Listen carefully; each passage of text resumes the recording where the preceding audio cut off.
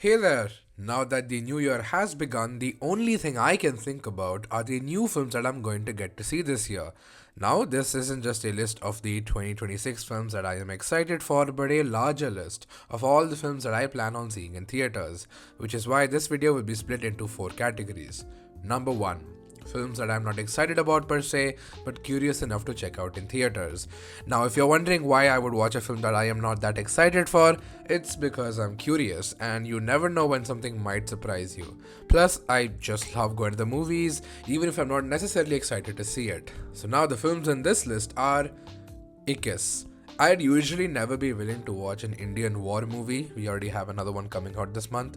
But the only reason I plan on watching this is because it's directed by Sri Ram Raghavan. Since he's responsible for some of my favorite Hindi movies, I am very curious to see how he tackles a war film. Hopefully, it's less of the jingoistic slop we see from Hindi cinema and more of something different and unique. Jananayagan. I'm curious about Talapati Vijay's final film before he fully commits himself to politics, even though I have a feeling that this will be yet another generic fan-pleasing masala movie that does absolutely nothing new or interesting. I'll go in keeping an open mind though. Parasakti. I normally wouldn't be interested in this film, but knowing it's directed by Sudha Kongara, it has me intrigued. She's a pretty capable filmmaker from what I had seen in Surarai Potru years back. The teaser has me curious about how it's a masala film with guns and violence, while also being about student protests. I might step into the theater for this one. Mercy. This movie looks generic as hell with the entire plot of the film seemingly revealed in the trailer. So basically, a January movie. And you know what? I'm in. Shelter. Just like Mercy, this too looks like yet another forgettable B-grade action film starring Jason Statham. I will be seated opening weekend. Alpha. To be honest, I don't even know if this movie is going to release. Given the abysmal box office performance of War 2, the state of the YRF spy universe is now put into jeopardy. The only interesting part of it is the fact that it's a female-led action spy movie. But if it somehow releases in theaters, I suppose I'll give it a shot. Ready or Not 2, here I come. I have not seen the first film of this franchise yet, but I just might, because judging from the trailer, this looks kind of fun if I'm being honest. It doesn't look too bad in terms of its visuals, plus it looks violent and gory and entertaining. I'm really hoping to have some fun with this one. The Moment. A seizure-inducing nightmare that honestly looks kind of fun and trippy. Michael. This movie was not made for me, given that I am not a die-hard Michael Jackson fan, despite admiring his dancing. But no matter my thoughts on the man and his controversies, it's undeniable how he revolutionized dance and the music industry. Now, given that Jackson's family is so involved in the making of this movie, Michael Jackson's nephew is literally playing him in the lead role, I'm not too sure about whether this film will truthfully address the controversial aspects of his life. I fear it might just be a generic run-of-the-mill and by-the-books biopic that sanitizes anything dark and ugly and instead will provide a cookie-cutter and sugar-coated version of his entire life. But you know what? It will probably make $1 billion, so who am I to say anything? The Devil Wears Prada 2. I'm someone who's yet to see the first film, I know it's a classic, but who's aware of its popularity and impact in pop culture. I have seen a lot of comparisons about how the cinematography of the sequel looks much more dull and boring than the original, and to be honest, I am not at all surprised by that, but I will watch the first film and decide accordingly whether to watch this one or not. The Mandalorian and Grogu. Do you know how heartbreaking it is for me to not be excited for a Star Wars film? It's been 7 years since a Star Wars film came out in theaters, and it's insane to me that I'm not that excited to see this. I'm being honest when I say that I actually forgot this film was even coming out when I was making this list. The main reasons for not being excited come from the fact that Star Wars has not put out anything good in the last few years, except Andor. And I tuned out of the Mandalorian show after season 2, so I don't really have much of a connection to this franchise and its characters anymore. Plus, visually, it just looks like the TV show, which means that it doesn't look exciting or interesting at all. I guess I will obviously see this, but I really do not have much hope that it will be any good. Hoppers. Similar to Star Wars, Pixar is yet another franchise that has fallen since it was acquired by Disney. With very few recent films under their belt that I found to be good, Hoppers looks fine. It doesn't look particularly bad by any measure. Funnily enough, from the trailer, the plot of the film seems to be exactly that of Avatar. But the animation looks nice, and I suppose it will be fun to watch. But it still breaks my heart to not be excited for a Pixar film anymore. Toy Story 5. This heartbreak continues with yet another Pixar sequel that nobody asked for. It's sad that this company has resorted to making endless sequels of its classic films instead of making great original films. I mean, sure, I guess it's partly the audience's fault for not showing up for the original films, but I would also say that that's because none of the original films have truly been great. But with Toy Story 5, I honestly have no idea why this is even being made in the first place. The animation looks so ultra polished now that it feels almost fake. I don't know why Woody is back, and though the premise is kind of interesting, it still does not get me excited to see this film. And as someone who still liked Toy Story 4, I really still believe that it should have ended with 3. Jailer 2. The first Jailer was a mediocre but kind of fun masala movie, and I have a similar feeling about the sequel, given that it's the same creative team behind it. I don't think it's going to be anything new or interesting, and probably is going to be more of the same from what we think a commercial Indian film entails, but it's going to make tons of crores because it's a Rajni film. Coyote vs. Acme. My main interest in this film not only lies in the fact that it's a live-action movie incorporated with classic 2D animation, but also its journey from getting shelved by Warner Brothers for a tax write-off and how the film was rescued by Ketchup Entertainment and finally given a theatrical release date. No film deserves what this one went through, and I'm happy that people are finally going to get to see it. The Dog Stars. To be honest, I didn't even know there was a film like this coming out. The only reason it's on this list is because I found out that it's been directed by Ridley Scott. Say what you will about his recent films, though I love some of them, he truly is one of the finest filmmakers working today with undeniable classics under his expansive filmography. So no matter what he's making, I will be there. Oh Romeo. Vishal Bhardwaj and Shahid Kapoor finally reunite, and nothing more needs to be said to interest me. Crime 101. Despite its nice but generic color grading, this looks like a fun time. It reminded me a lot of Michael Mann's Heat, given its cat and mouse, cop and robber chase story, but it looks like something that would probably keep my attention for 2 hours. The Social Reckoning. Now, though I'm not excited to see this, I certainly am very curious to see where the story goes. My lack of excitement obviously stems from the fact that I think the original should be left all alone, plus the cast and director aren't returning on this one, which doesn't help its case. But seeing as to how it's written and directed by Aaron Sorkin, I am intrigued. But I still am a little worried, not because of Sorkin as a writer, but because of him as a director, since he doesn't have a great track record of being a good filmmaker. Despite that, I believe that Sorkin truly has a story he really wants to tell, and I honestly would want to see what he has cooked up. Avengers Doomsday. This movie probably has tons of fans excited for it, and I am not one of them. My expectations with the MCU is incredibly low now, and Doomsday is probably going to be an overstuffed and overproduced mess of a film with nothing but empty and unearned cameos used for shock value. Do I hope it will be good? Of course, but given how these films function nowadays, I have a pretty strong feeling that this movie ain't gonna be for me. But just like many others in this list, it's probably gonna make $1 billion or so, and more slop like it will get made. Now that this partly bleak section is out of the way, let's get to a little more positive list, shall we? Category number 2. 2025 films that are releasing in my country due to Oscar season. The Chronology of Water. I've heard nothing but praise and acclaim for Kristen Stewart's directorial debut, and I'm honestly excited to see what she has cooked up. I know next to nothing about this movie, but I'm pleasantly surprised to see this come to Indian theaters in January. The History of Sound. Though I haven't heard much positive reception for this one since its Cannes debut, seeing how the romantic leads are Paul Mescal and Josh O'Connor, there is no way I'm not watching this. Plus from the trailer, this looks like a meditative and gorgeous looking movie, so I am willing to give this one a shot, hoping to like it. Hamnet. This is yet another film that I have been hearing unending amount of praise for. Chloe Zhao is undoubtedly one of our finest working filmmakers, and after her previous flop with Marvel's Eternals, I am glad that she's back to making movies that truly feel like hers.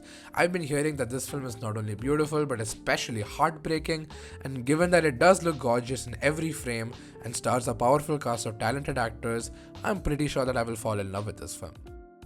Marty Supreme. As a huge fan of Timothée Chalamet and Josh Safdie, the stars have aligned, the result of which is Marty Supreme. I have been optimistically curious about this film since I first heard about it, but after seeing the unanimous and unending praise this film is getting, along with fantastic marketing by the way, my excitement for this film has only increased. For some reason, it's releasing in India much later than it did worldwide. But either way, though this is not technically a 2026 film, it's one of my most anticipated films that happens to release in theaters this year in my country. This film looks just as anxiety-inducing as it does exciting. Whatever it is, I know that I'm in for an absolute thrill ride. Category number 3, films that I am looking forward to. GOAT. I did find this title for an animal basketball movie funny at first, but it's grown on me. Since Spider-Verse, there have been many animated films borrowing that art style, and only few of those movies have been good. And I have a good feeling about GOAT as well. The animation looks stellar, and though the story feels tried and tested, I'm curious to see how they go about it. It's got some clever visual gags, and it does look like it can execute the typical underdog story in snappy and colorful fashion. It just looks like a fun time at the movies. Wuthering Heights. As someone who's not familiar with the source material, I'm only intrigued by this due to the lead actors and the breathtaking images.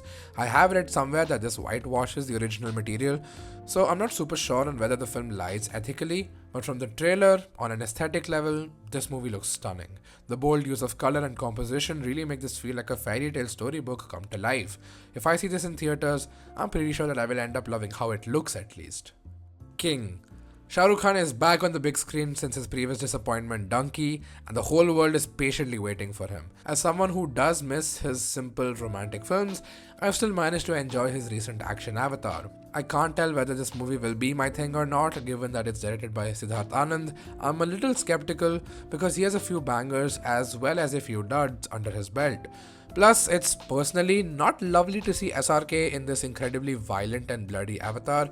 It feels like he has succumbed to the current trends of commercial cinema, but either way, his new look and Sid Anand's semi-inventive filmmaking does make me intrigued to see this, especially in a packed hall full of devoted SRK fans.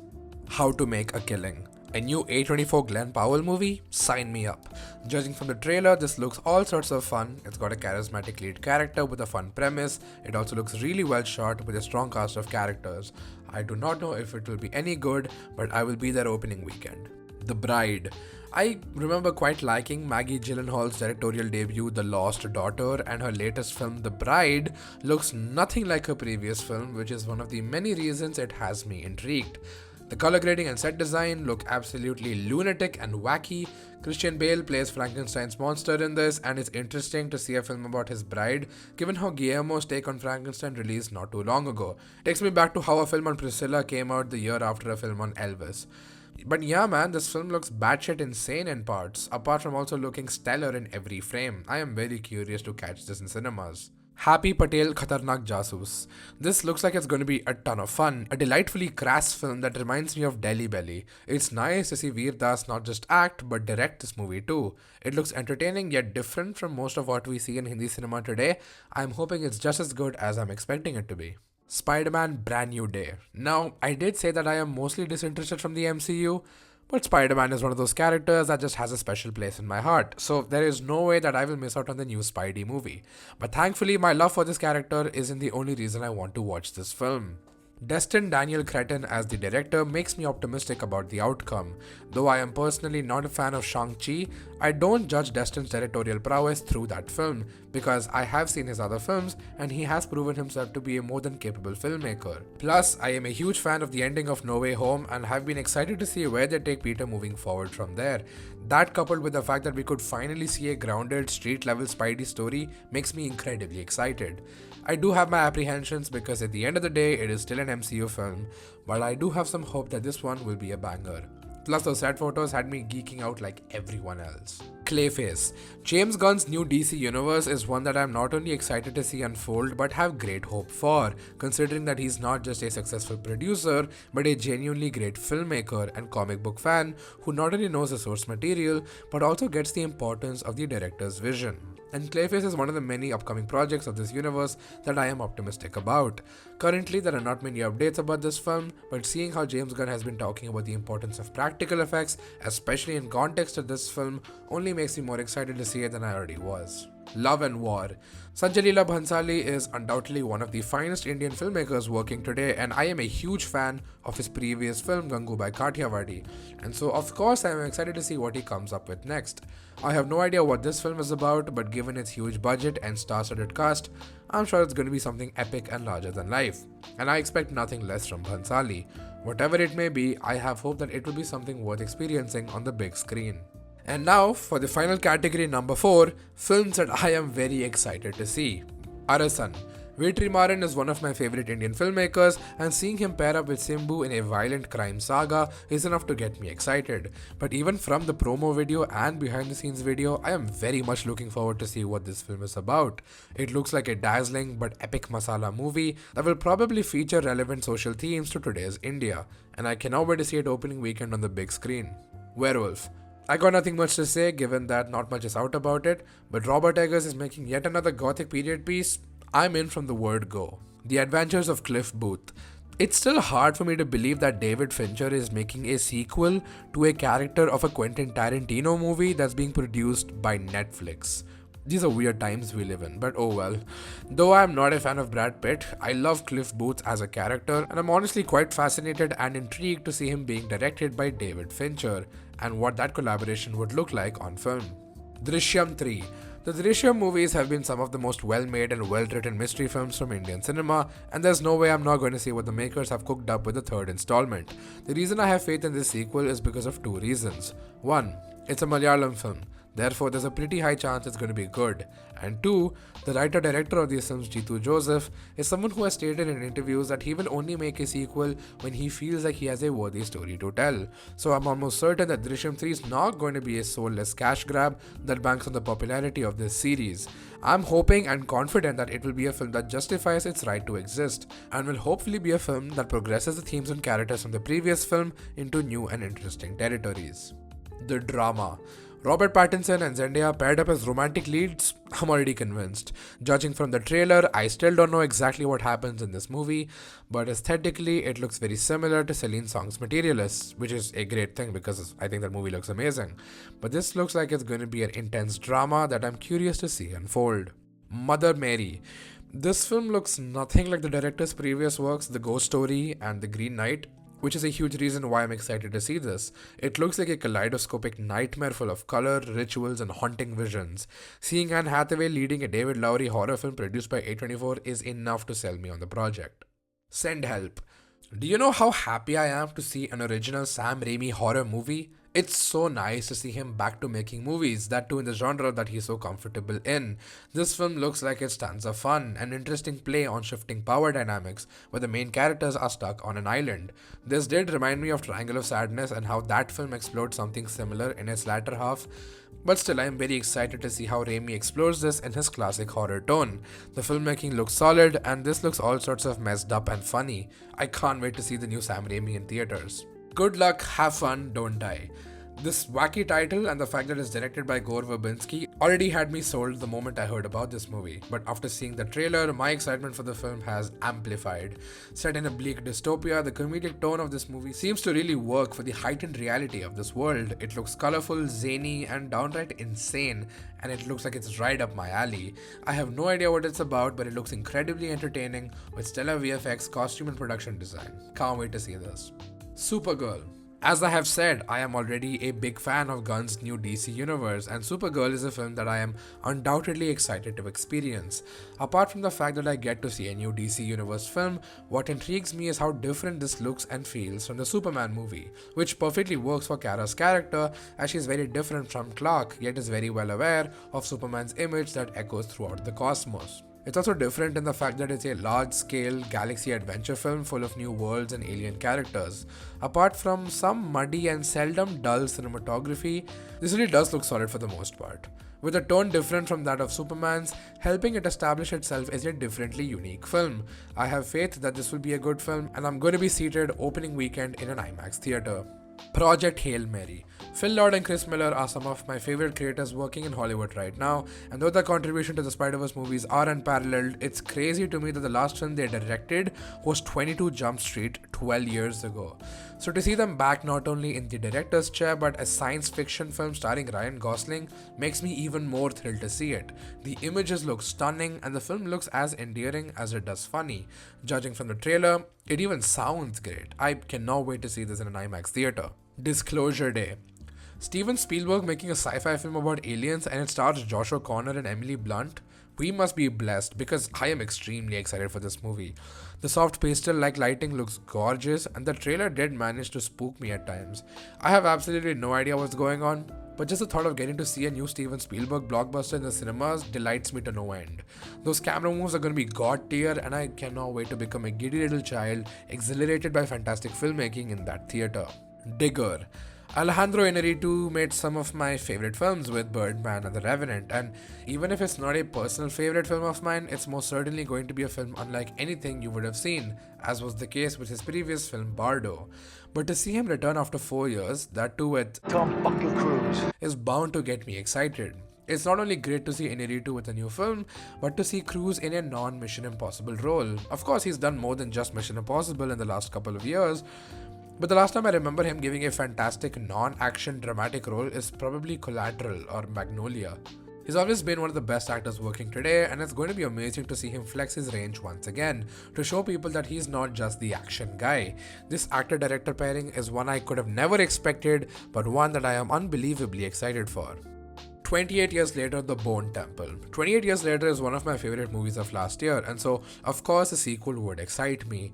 Now, while I would be disinterested in a Hollywood sequel because they mostly turn out to be soulless cash grabs, this one is going to be different.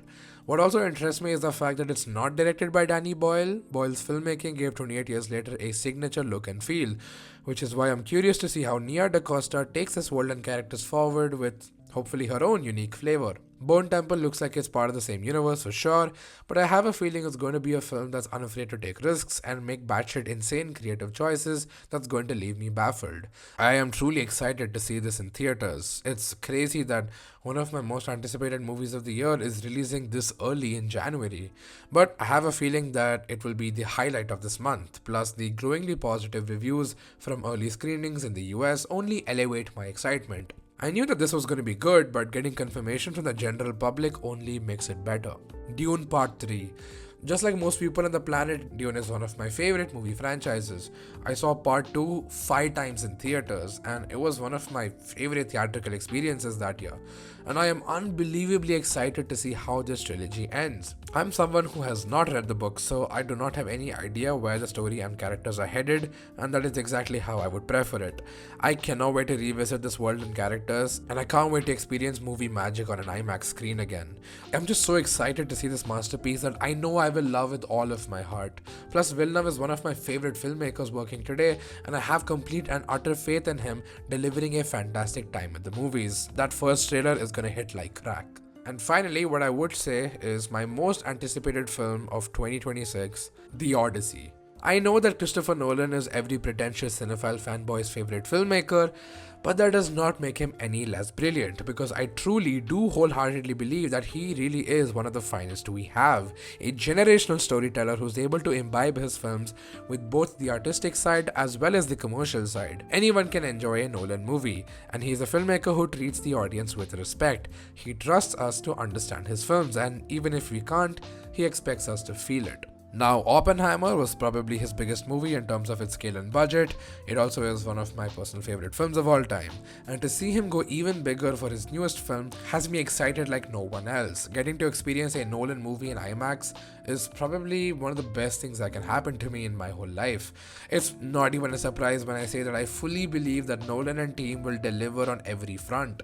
The Odyssey is most definitely going to be a movie for the ages, and I probably will simply be in disbelief that I'll even get to see this film and get around to processing it only after I would have experienced this on the biggest screen that I can find. So yeah, these are the films I plan on seeing this year in 2026. Not all of them are confirmed to be theatrically releasing in India at the moment, but I will try to see as many films as I can. And as and when I do, I will be continuing my regular series of what I watched this month in cinemas, where I will be talking about all the films I saw in theaters that month. And like I say with every one of these videos, I also wish to include many indie films on this list, but since their announcement happens right before they release, I currently don't know of them as I speak, but whenever they do come out, I will watch them and talk about it in my monthly series. Until then, stay tuned for more. Do let me know in the comments what films you plan on watching this year and what you're most excited for. And until then, make sure to like, share, subscribe and support the channel. Your support means the world to me. And until then, I will see you in the next video. Bye bye.